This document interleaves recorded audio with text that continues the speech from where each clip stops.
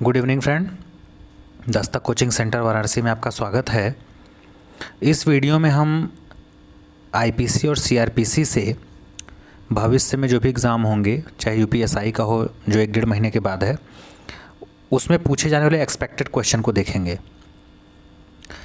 तो चलिए वीडियो को शुरू करते हैं। पहला क्वेश्चन है कि भारतीय दंड संहिता कब पारित हुई। तो देखिए, ये भारतीय दंड संहिता को पारित करने की बात कह रहा है, लागू की बात नहीं कह रहा है। तो ये आपको मालूम है कि 1860 में है, तो हालांकि 60 वाला ऑप्शन तो एक ही है, इसलिए ये थोड़ा सा आसान हो जाएगा। अगर 60 सब में रहता तो दिन वाला थोड़ा सा प्रॉब्लम होता। तो ये जो है आपका पारित हुआ था 6 अक्टूबर 1860 को। कब पारित हुआ था? 6 अक्टूबर 1860 को। लागू कब हुआ था? 1 जनवरी 1862 को। कितनी धाराएं हैं? 511 धाराएं हैं। कितने अध्याय हैं? 23 अध्याय हैं। नेक्स्ट है आपका कि दंड का कौन सा सिद्धांत धार्मिक भावना पर आधारित है। तो ये है आपका प्रायश्चित का सिद्धांत। कौन सा? प्रायश्चित का सिद्धांत। तो दूसरा का क्या हो जाएगा? सी हो जाएगा। तीसरा है आँख के लिए आँख, दांत के लिए दांत का सिद्धांत किस में प्रतिपादित है। तो ये प्रतिशोधात्मक के लिए है। जैसे बोलते हैं ना कि ईंट का जवाब ईंट से, तो वैसे ही आँख के लिए आँख, दांत के लिए दांत, तो ये प्रतिशोध लेने के लिए, बदला लेने के लिए। तो ये प्रतिशोधात्मक सिद्धांत है। तीसरे का सी हो जाएगा। 4 है कि बलात्संग की पीड़ित का परिचय प्रकटन भारतीय दंड संहिता की किस धारा के अंतर्गत दंडनीय है। अगर कोई रेप पीड़ित है तो उसका परिचय अगर कोई प्रकट कर दे रहा है, खुलासा कर दे रहा है, तो वो जो है आईपीसी की धारा 228 क के अनुसार क्या है? दंड का अधिकारी है या भागीदारी है, या दंडित किया जाएगा। अच्छा, चौथा का क्या हो जाएगा? सी हो जाएगा। 228 का क गुप्त रखा जाता है। नेक्स्ट है कि मृत्युदंड विरले में से विरलतम अपराधों में ही दिया जाना चाहिए। ये उच्चतम न्यायालय के किस वाद में कहा गया है कि मृत्युदंड जो होता है, जो डेथ वारंट होता है, वो विरले से विरले अपराधों में ही दिया जाना चाहिए। ये किस वाद में कहा गया? तो ये कहा गया आपके बच्चन सिंह बनाम पंजाब राज्य। किसमें?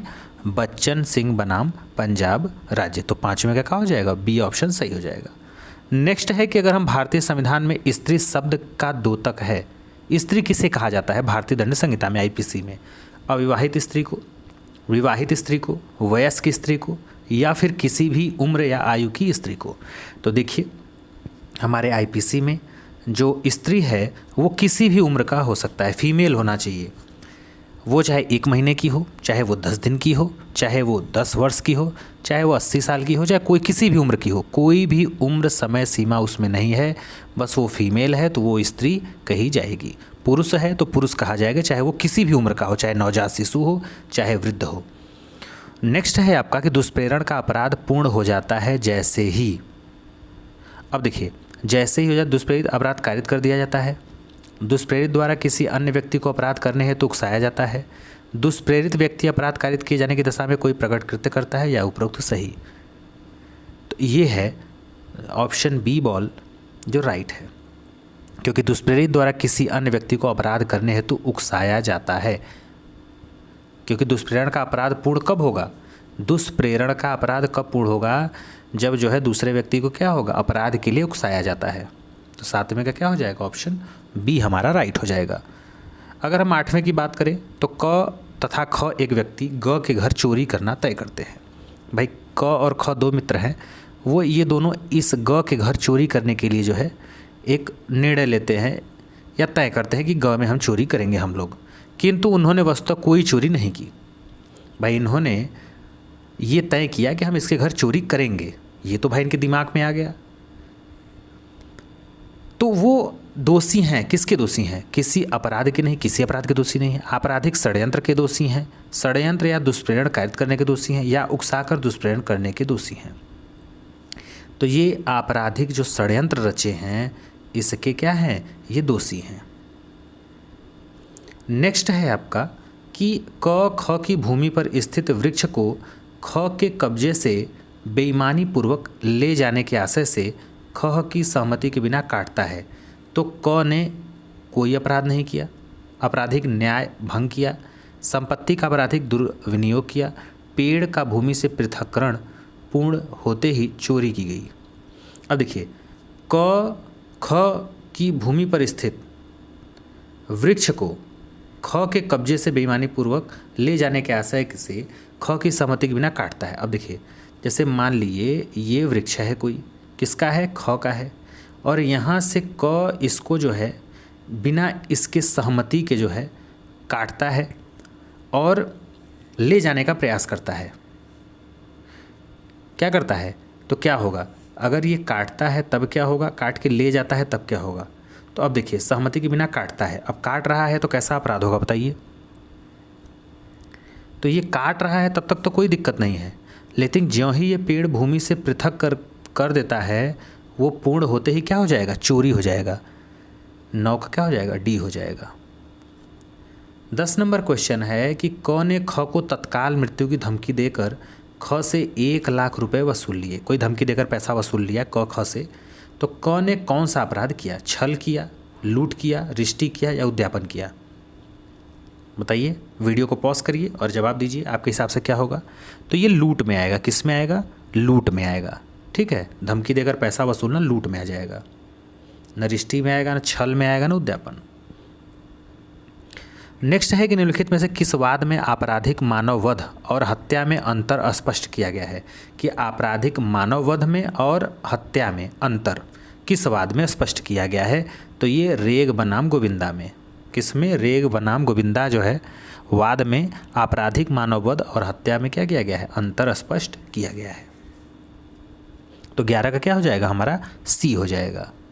12 है कि क एक सेवा आयोजक है, वह अपने कर्मचारियों के वेतन से कुछ धनराशि यह कहकर काट लेता है कि भविष्य निधि के लिए यह उनका अंशदान है, किंतु क उसे कोष में जमा नहीं करता। क द्वारा कारित अपराध है। कोई व्यक्ति है, कोई ऑफिशियल वर्कर है, मान लीजिए सरकारी ही, वह अपने निचले कर्मचारियों के वेतन से कुछ पैसा काट लेता है और कहता है कि आपके भविष्य के लिए यह है या भविष्य में आपको मिलेगा, लेकिन वह ऐसा करके वो कोष में जमा नहीं करता है। तो कैसा अपराध होगा, क्या वो चोरी होगा, क्या वो छल होगा, क्या वो आपराधिक न्याय भंग होगा, या फिर आपराधिक दुर्विनियोग होगा। तो बताइए, वीडियो को रोकिए और आंसर दीजिए, फिर हमारे आंसर से मिलान करिए। तो ये जो है आपका 12 का जो राइट आंसर होगा वो होगा आपराधिक न्यास भंग। क्या होगा, आपराधिक न्यास भंग होगा। 13 नंबर क्वेश्चन है कि ख की हत्या कारित करने के आशय से क रात्रि में ख के शयन कक्ष में प्रवेश करता है। ख नगर से बाहर गया हुआ था, तो क दोषी है। भाई कोई व्यक्ति है, किसी को मारने के लिए गया, वो गायब है, वो घर से बाहर है, कहीं नगर में है, तो वो किसका दोषी होगा, गृह अतिचार का होगा, हत्या का होगा, हत्या के प्रयत्न का होगा, या किसी अपराध का नहीं होगा। बताइए।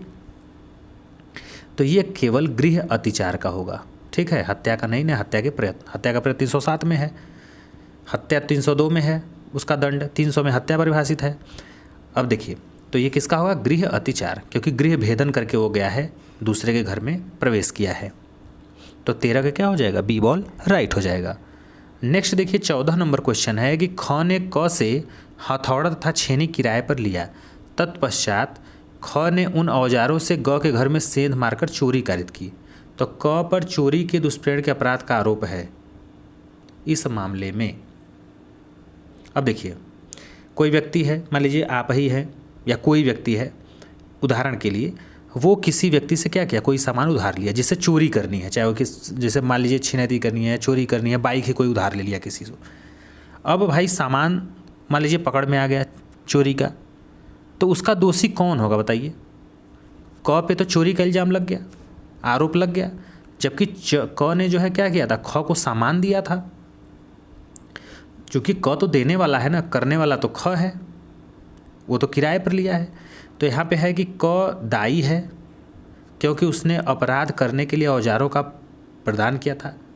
तो भाई ये चूँकि किराए पर लिया है। अब देखिए नेक्स्ट में क्या है, क दायी है क्योंकि उसने अपराध करने के लिए औजारों का प्रदान करने के लिए धन लिया है, क्योंकि वो किराए पर दिया तो पैसा लिया है इसलिए। या फिर क दायी नहीं है क्योंकि उसे ज्ञात नहीं था कि हथौड़ा तथा छेनी अपराध करने के प्रयोजन से किराए पर लिया जा रहा है। डी है क का संयुक्त दायित्व है, माने दोनों मिल करके दोषी हैं। तो 14 का जो सी है वो सही होगा, क्योंकि उसे क्या पता कि जो सामान हम किराए पर दे रहे हैं उससे चोरी ख करेगा। ठीक है, तो क जो है दोषी नहीं है। नेक्स्ट है आपका कि तैयारी तथा प्रयत्न। अपराध कारित करने के प्रथम 2 क्रमिक चरण हैं, एक तैयारी करना और एक प्रयास करना। यह अपराध के तत्व हैं। तो सामान्यतः तैयारी दंडनीय नहीं है, जबकि प्रयत्न दंडनीय है। कहने का मतलब कि आप तैयारी कर रहे हैं किसी को मारने की, तो वो तो दंड नहीं है, लेकिन प्रयत्न किए हैं लेकिन मरा नहीं है या लगा नहीं है, तो वो दंडनीय है। तो तैयारी के दंडनीय होने का एक मूल कारण क्या है?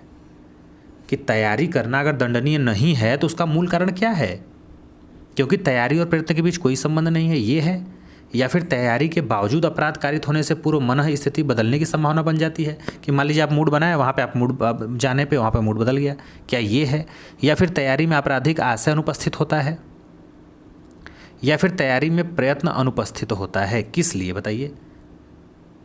तैयारी के दंडनीय न होने का मूल कारण क्या है?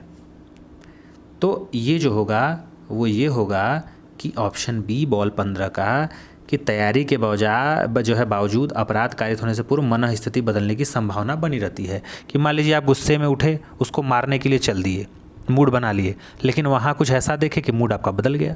तो इसलिए जो है तैयारी के बावजूद जो है ये दंडनीय अपराध नहीं है प्रयत्न। नेक्स्ट देखिए, नेक्स्ट है कि ख को यह धमकी देता है कि यदि ख उसे माने क को धन नहीं देता है तो ख के बारे में अपना लेख छाप देगा। माने कोई किसी व्यक्ति को धमकी दिया कि पैसा नहीं दोगे तुम्हारे बारे में हम ये पेपर में छपवा देंगे या ये चीज़ सार्वजनिक कर देंगे, तो परिणाम स्वरूप डर के मारे ख उसे जो है धन दे देता है। तो क ने कौन सा अपराध किया बताइए? क ने पैसा मांगा था, तो वो कौन सा? उद्यापन होगा, आपराधिक अविनाश होगा, चोरी होगा कि लूट होगा? बताइए। तो ये उद्यापन होगा। क्या होगा? उद्यापन, एक्सोरिशन। नेक्स्ट 17 नंबर क्वेश्चन है कि निम्नलिखित में से किस अपराध के लिए संपत्ति के आत्म प्रतिरक्षा के अधिकार का विस्तार स्वेच्छा से मृत्यु कारित करने तक हो सकता है? लूट, चोरी, आपराधिक अत्याचार या फिर आपराधिक दुर्विनियोग? तो ये लूट होगा, लूट तक। ठीक है, अब देखिए नेक्स्ट देखते हैं। नेक्स्ट है कि ख ने क को चाय पर आमंत्रित किया। किसने? ख ने क को। और जब ख चाय बनाने हेतु रसोइया में था तभी क को मेज पर एक सोने की अंगूठी मिली और वह उसे उठाता है तथा बाद में उठा ले जाने के बेईमानीपूर्वक आशय से उस अंगूठी को कमरे में ही कहीं रख देता है। तो क ने कौन सा अपराध किया बताइए? माने आप किसी व्यक्ति के घर पे गए और वो गया चाय आपके लिए लाने और आप देखें कि मेज़ पे सोने की अंगूठी पड़ी है, तो अब सोने की अंगूठी को आप साथ में नहीं ले चुरा ले रहे हैं या लेके आ रहे हैं, आप उसी घर में कहीं छिपा दे रहे हैं। ठीक है, बेईमानी पूरा असर, आपका बेईमानी का कुछ है।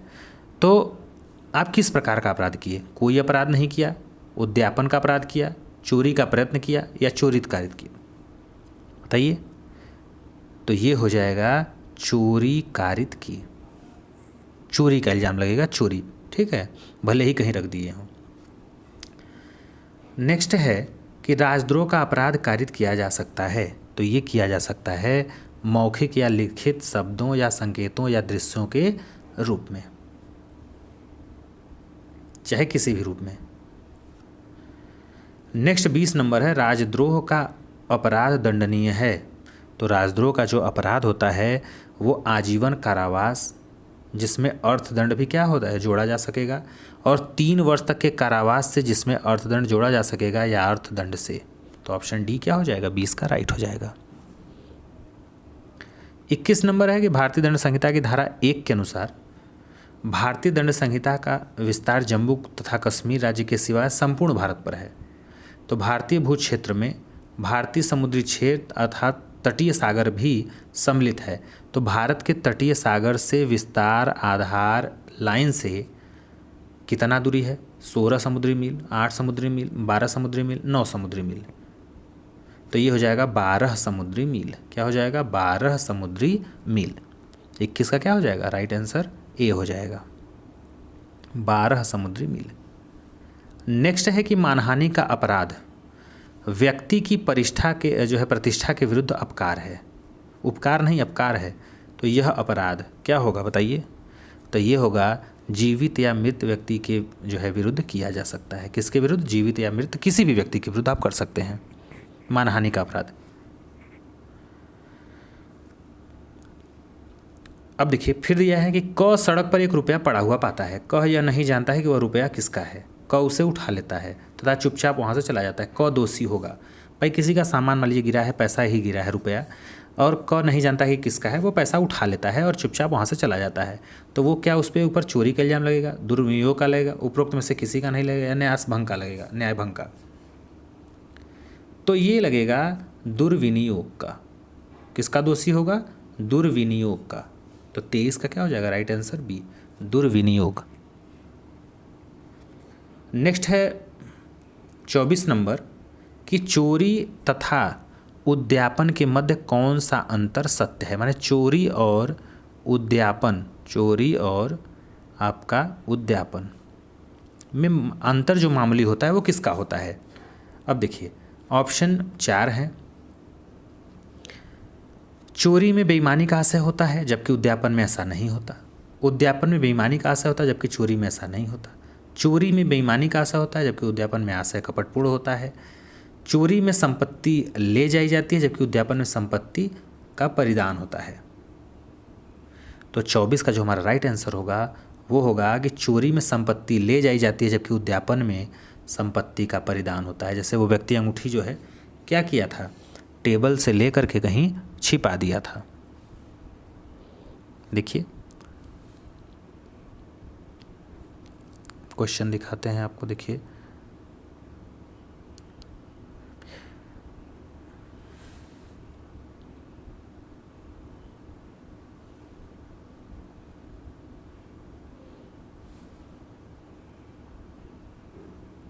ये दिख नहीं रहा, चलिए चलते हैं नेक्स्ट क्वेश्चन पे।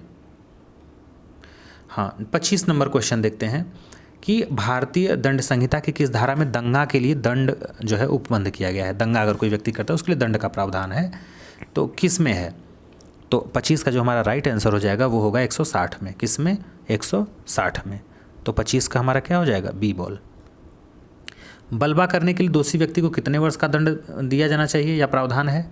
तो जो बलवा करता है उसके लिए जो है कितने वर्ष का है? तो 2 वर्ष तक के लिए सजा का क्या है या दंड का प्रावधान है। नेक्स्ट है कि भारतीय दंड संहिता किस धारा में हत्या के लिए दंड का उपबंध है। हत्या के लिए दंड का उपबंध किया गया है। तो जो 27 का राइट आंसर है वो 302 में। 302 में सजा का प्रावधान है। 300 में हत्या है, 302 में उसके लिए दंड का प्रावधान है। नेक्स्ट 28 नंबर है कि भारतीय दंड संहिता की किस धारा में उपेक्षा द्वारा मृत्यु कारित करना उपबंध किया गया है। उपेक्षा द्वारा। तो 28 का जो राइट आंसर धारा 304 के ए में। धारा 304 के ए में उपेक्षा द्वारा मृत्यु कारित करना जो है उपबंध किया गया है। तो 28 का क्या हो जाएगा? सी हो जाएगा। 29 नंबर है कि भारतीय दंड संहिता की किस धारा में फिरौती के लिए व्यपहरण का उपबंध है। व्यपहरण का उपबंध किस में है फिरौती के लिए। तो 29 का जो राइट आंसर है वो 364 का क। धारा 364 का क। 29 क्या हो जाएगा? D dog. नेक्स्ट है भारतीय दंड संहिता की धारा 340 किससे संबंधित है। तो जो 340 है वो सदोष परिरोध से है। किससे है? सदोष परिरोध से। तो 30 का क्या हो जाएगा?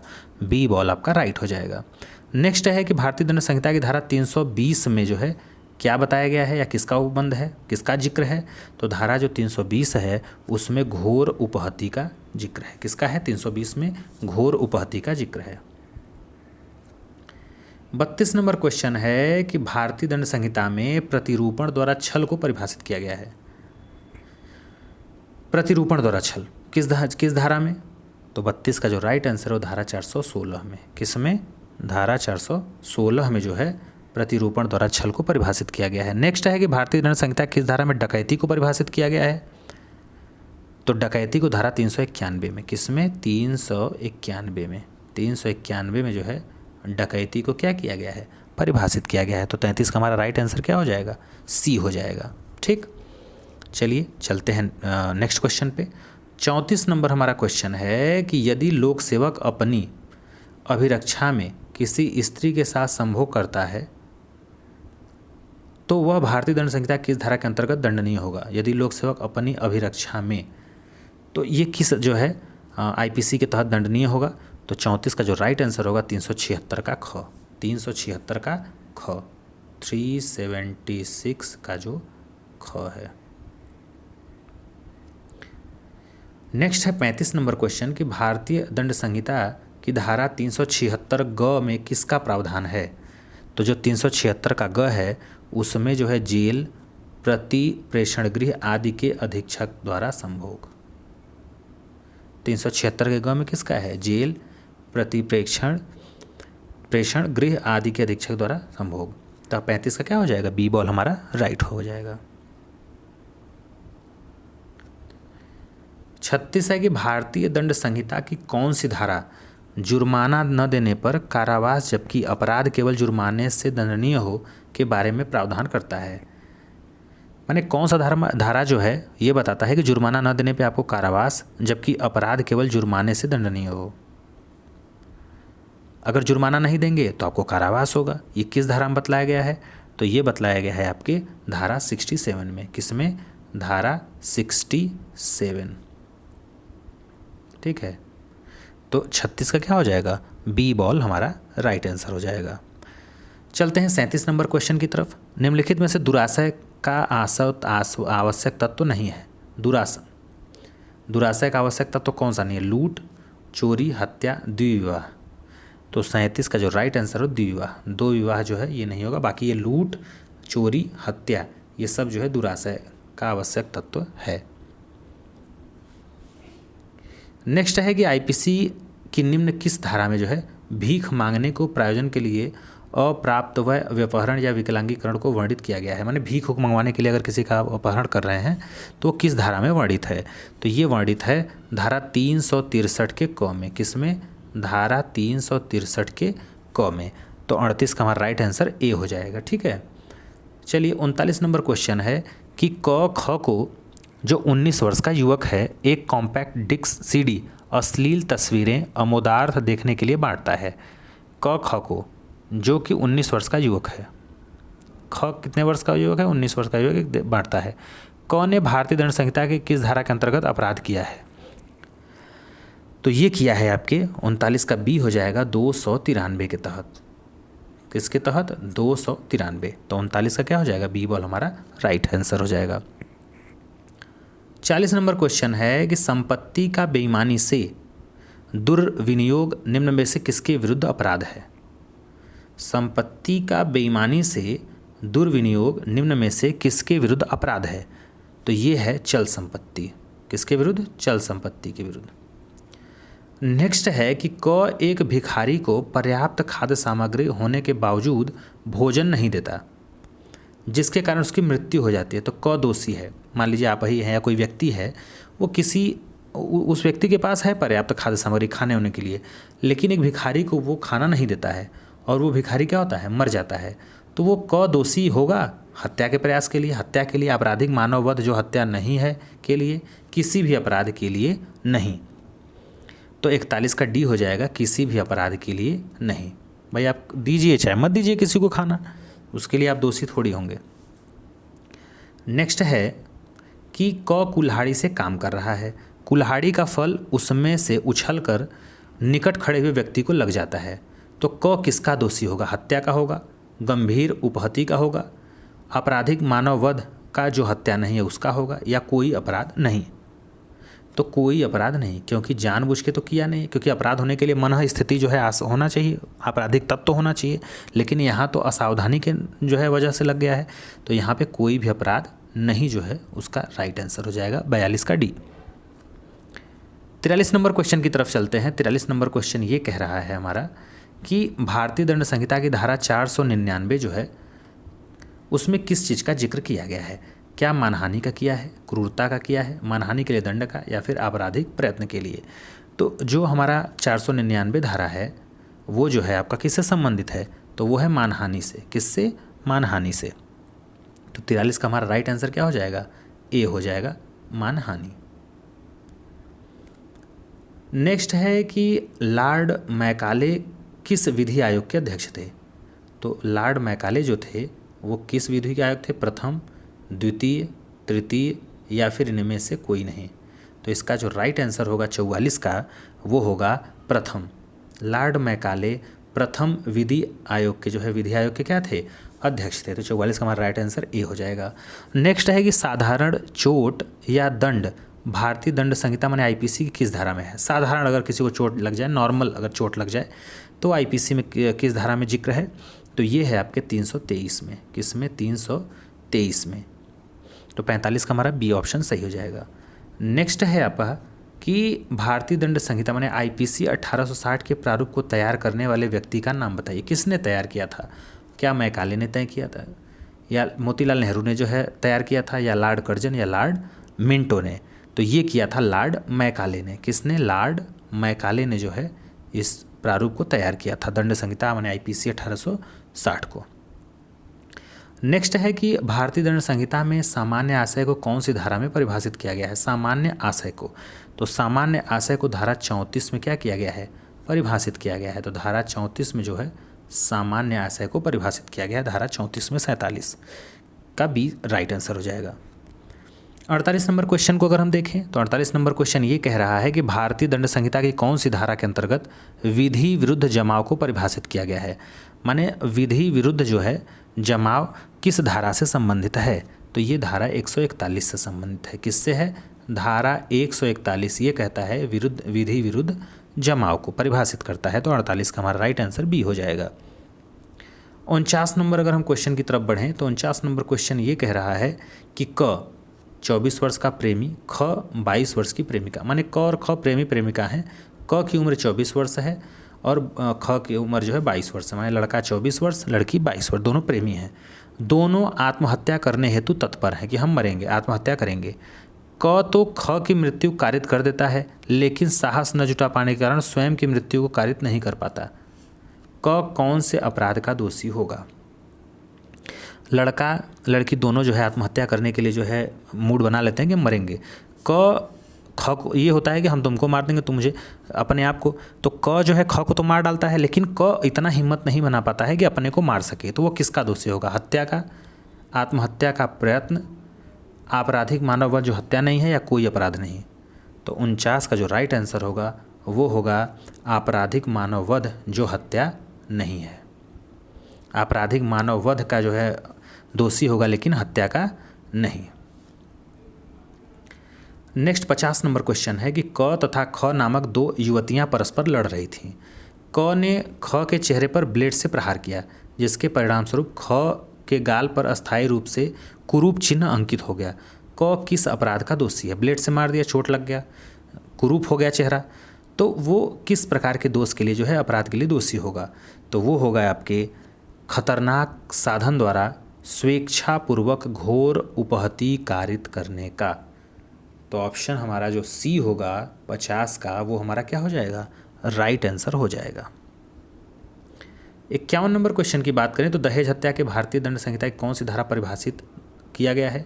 तो दहेज हत्या के लिए जो है आपका 304 का ख। कौन सा?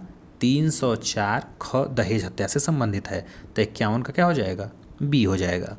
52 क्वेश्चन है कि कौन सा लोक सेवक नहीं है? लिक्विडेटर, न्यायाधीश, ग्राम सेवक, सचिव, कोऑपरेटिव सोसाइटी।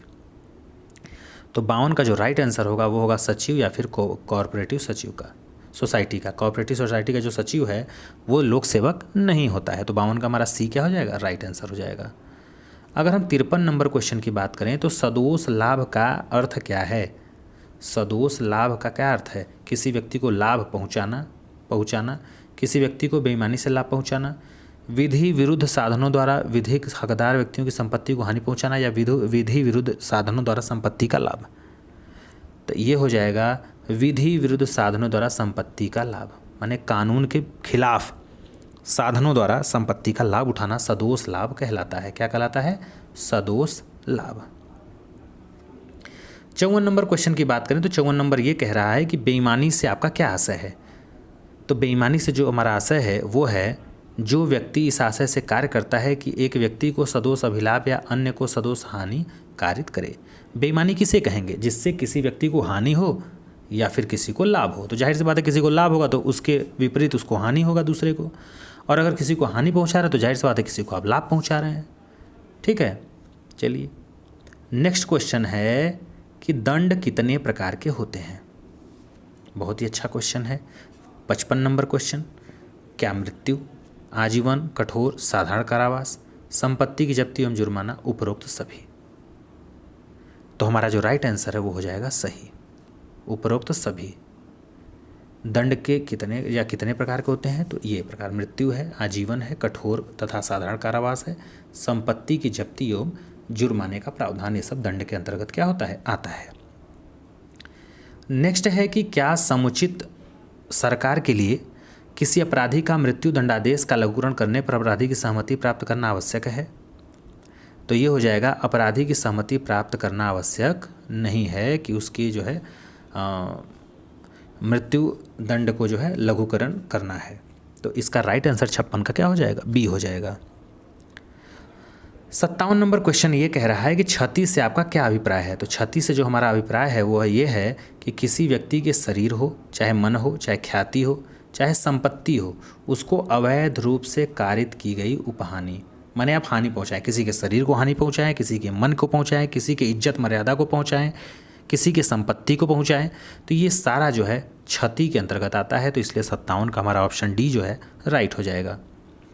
नेक्स्ट है 58 नंबर, एकांत परिरोध की अधिकतम अवधि बताइए। जो एकांत परिरोध होता है उसकी अधिकतम अवधि कितनी होती है, तो ये होता है 3 माह तक, मैक्सिमम 3 महीने, मैक्सिमम 3 महीने, और एक बार में जो है 14 दिन से अधिक नहीं। तो 58 का जो सी हो जाएगा वो हमारा राइट हो जाएगा।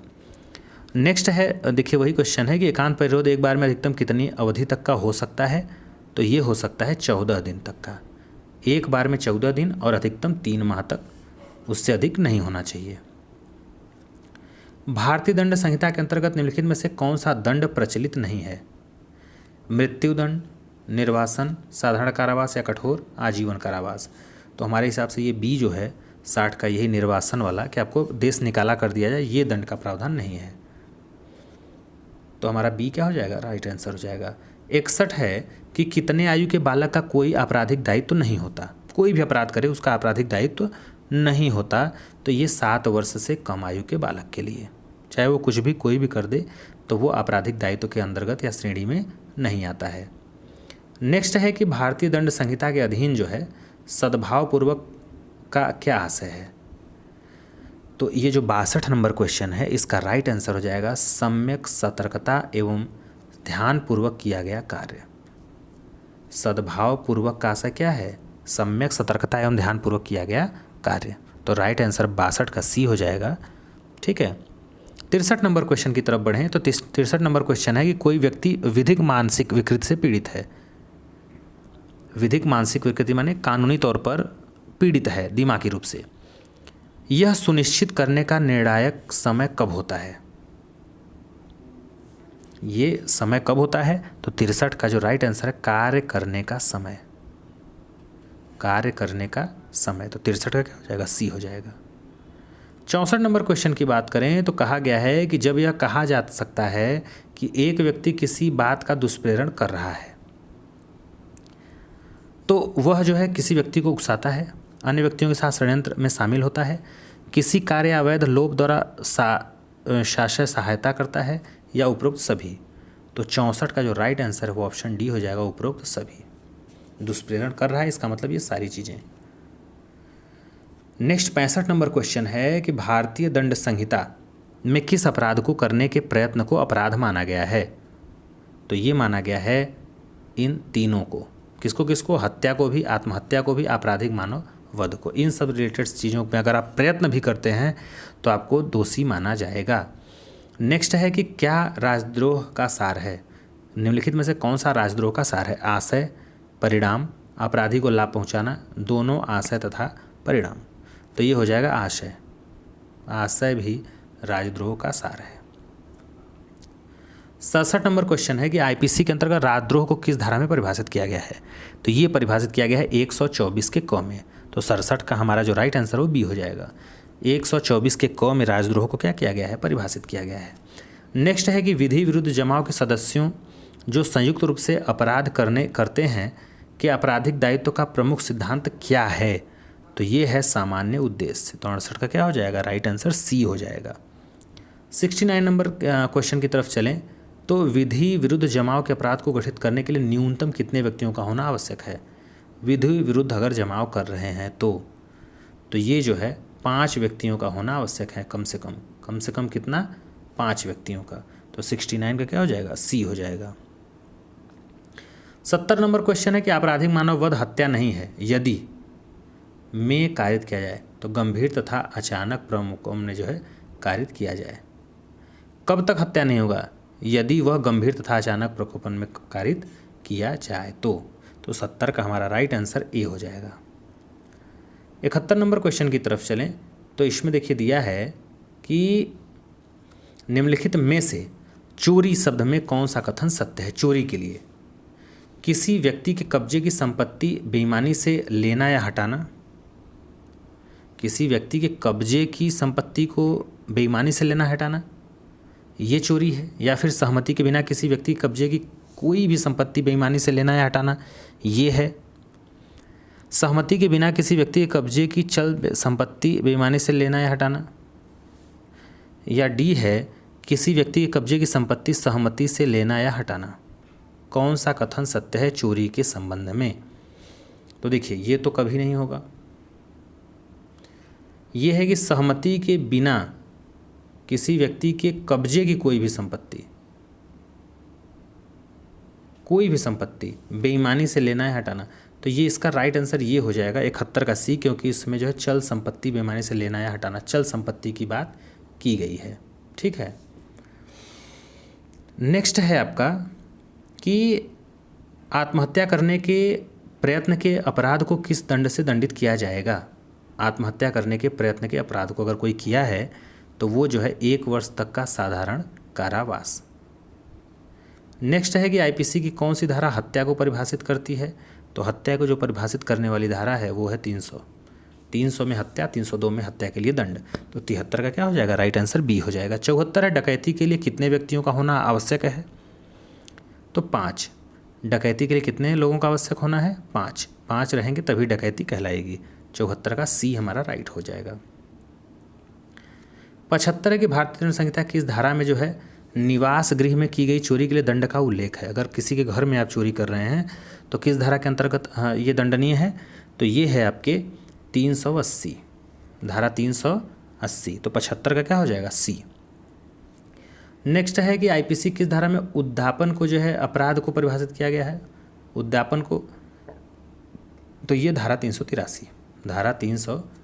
में। तो 76 का क्या हो जाएगा, राइट आंसर बी हो जाएगा।